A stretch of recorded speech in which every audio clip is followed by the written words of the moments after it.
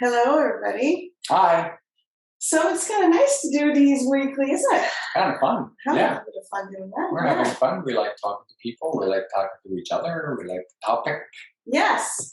So for those of us who don't know us, we are Tina and Michael, and we are husband and wife first, I guess, Yeah. and co-founders of Better Yourself 365. He's like live I'm a advertising walking today. billboard.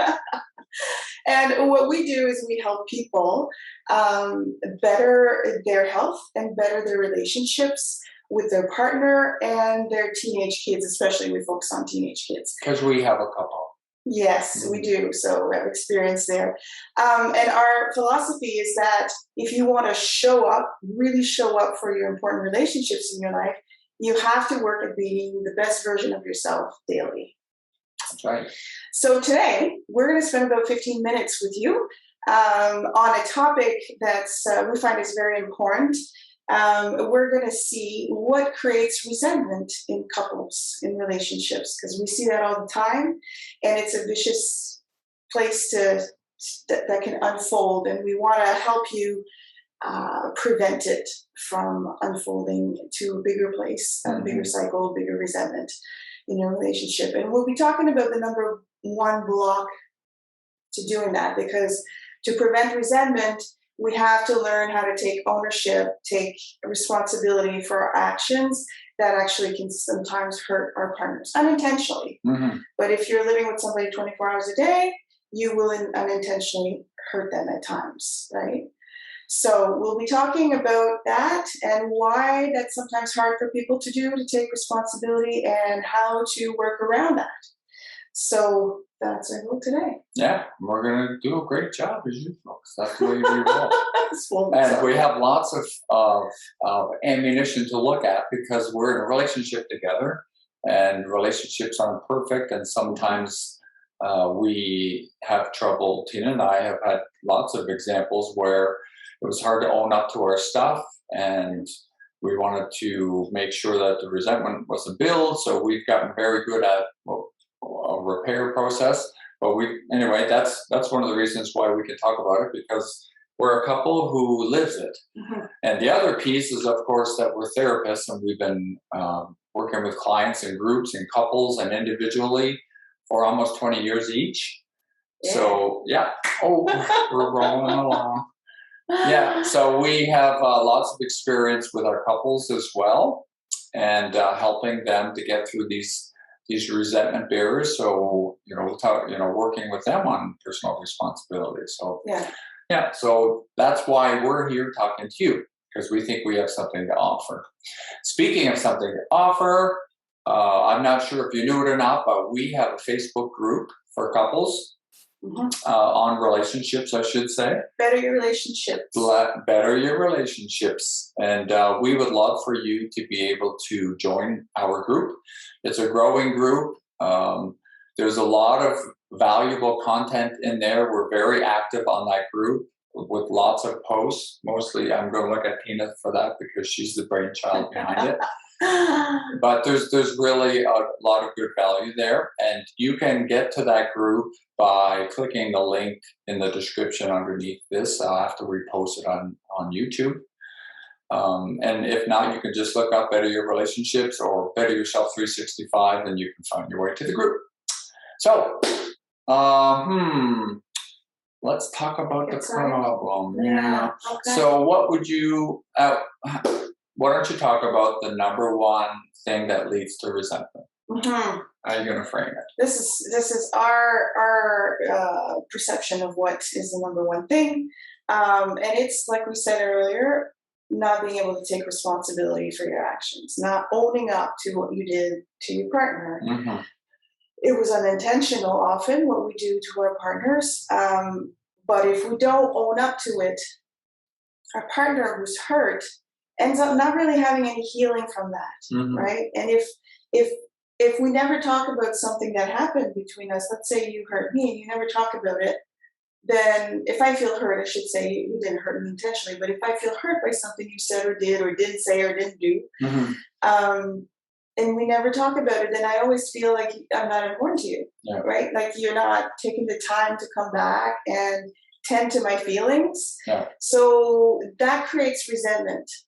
And with time, if it just happens once in a while, resentment is not created. But if it continuously happens, Yeah. that's when resentment builds. Mm-hmm. This is why it's so important to really learn how to take responsibility for your action and own up, because if it keeps happening, it means there's a problem with you owning up to your actions. What would you say is behind the biggest reason behind people having trouble owning up?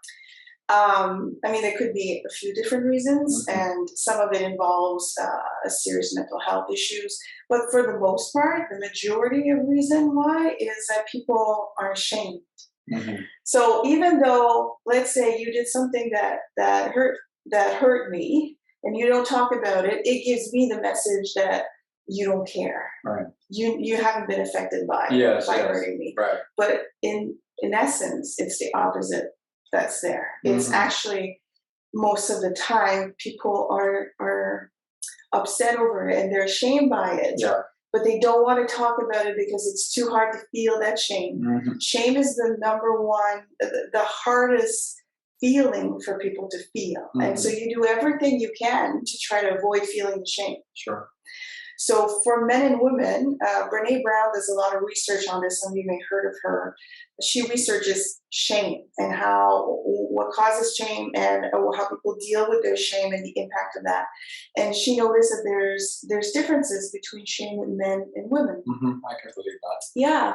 So women tend to feel more shame around things they don't do well enough, they don't do enough of, that perfectionist kind of perfectionist-driven message that you need to do everything and take on all the roles and be excellent at all of them. Yeah. Women feel shame when they can't keep up with that. Mm-hmm. And men tend to feel shame where they feel weak, where they feel like they're vulnerable. Yeah.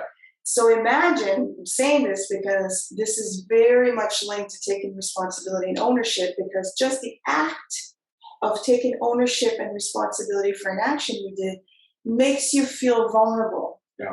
So of course, a lot of people want to avoid it, and that's where they get stuck. Yeah, no, it makes total sense. And that shame is something we talked about 2 weeks ago. Yeah, so it seems to be coming back and back with their work. It's a common thing. Yeah. So if we're talking about shame now, there are some things that we can do to help understand it and deal with it. So first of all, we're therapists, and we're a happily married couple with 2 kids. We do a lot of talking, and we have to. Poor kids. We have to have sometimes difficult conversations. So that's the antidote really to shame, is to be able to name it and own it. Own the fact that you're feeling shame about something that happened. But we first have to start with a conversation about, I'm feeling ashamed at how I behaved, or I'm feeling ashamed at what I said, or I'm not sure how I'm feeling, but all I know is I don't feel good about it. In spite of you feeling weak when you say it, you have to kind of push through that. Yeah. If for the sake of the relationship. That's right. And actually, and as we know as therapists and as a couple, when you do take that risk and you do push through the vulnerability, and I'm talking, for men in particular, for me as a man, I know that it ends up in deepening our relationship. Yes. It ends up improving our relationship because Tina wants to see that. She, now I'm involving her in my inner world, and that's really good for couples. So, whether it's a topic of fear or shame or guilt or whatever, now we're talking about shame. So I just need to name that with Tina, and she'll, I suspect she'll positively receive that. Well. And that's what happens. I see that every day in couples that I work with too, is that they get a sense of the person that took that risk to acknowledge and take ownership of their action, and even, might have expressed some of the shame around doing that. Yeah. They get some healing from that, right? it's like a sigh, something Yes. off your shoulder. So they get some healing from that. And their partner, these are words that I hear all the time. The partner will say, that's just what I needed to know. Like, I don't need you to be perfect. I don't need you to always, have it together and not hurt me, or not, not always say the right thing. Or I know that there's some struggles there that lead you to that. But I do need you to acknowledge, right? That's all people need to hear. To open up that conversation. And if you're having trouble with that, you need to take a look at it, because there's something there that's blocking you from being able to open up to your partner and have that conversation. Maybe the conversation with your partner is, I'm having trouble understanding what's going on in here, so then I need my partner's help so she can help me process it. And the other part is, it's not even just about me, it's about us. And it's also about her. So there's her and me, and then there's our relationship itself. So if I'm wondering, should I take the risk and own up to that and maybe talk about why it was so hard for me? It's not just for my benefit, it's for our benefit. She's not my enemy. The enemy is this thing that maybe happens to us, but not her and not me. It's actually going to improve my relationship. So I want to also do it for her sake and for our sake, take that risk. So I know because we've had a conversation about what we're going to be talking about, that Tina has an example, a real life example that she wanted to share. Yeah, and I mean, I'm sharing this full transparency because it's a personal example, but that shows, we need to model that if we don't talk about the things we're ashamed of, the shame gets bigger. So this is an example for me personally that held me back for a couple of years in our relationship because I was too ashamed to talk to Michael about it. And, long story short, it's around me having a hard time dealing with anxiety and not wanting to admit it, right? And fearing that, I'd have to be on medication, and fearing judgment from Michael if I did say how much I was struggling with it. But I was always ashamed of the impact it was having on the kids. And you would bring that up often, and that would, every time I'd lose patience with the kids because I was anxious, you would bring it up to me and you'd be upset. And then I would feel even more shame around it, right? And here, around we would go. And then the more and more I felt like I could open up to him, to you. And so it took a while, and even doing this work, like it's doing this work that made me realize, okay, I need to practice what I preach here. Right. I'm not taking ownership of this because I don't know what to do with my anxiety, and I'm scared of what I would need to do. But when I did decide to finally open up to you, and there was kind of like a moment of a recognition of the impact this was having on you, it was really, we had like a huge fight at one point, and then I realized, okay, I can't do this anymore. I need to bring him in. And it's at that point that I started to feel better about my anxiety because you weren't judging me. Right. And you actually started to you had compassion for me. You understood my irritability with the kids better. And you came in as an ally to help me, right, in my anxiety. And that I could also tell him when I was feeling more anxious. And so we would start to prevent things from happening with the kids. It's easy to be your ally when I understand why. Exactly. Yeah.